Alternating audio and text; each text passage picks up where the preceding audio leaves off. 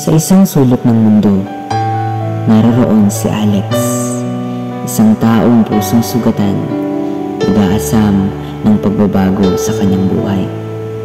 Nais niyang maramdaman ang pagmamahal mula sa kanyang pamilya na tila ba'y hindi pa nararanasan.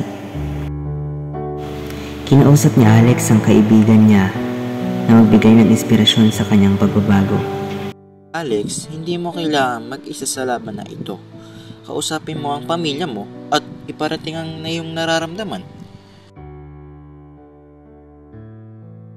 Ano ang mga nararamdaman mo, Alex?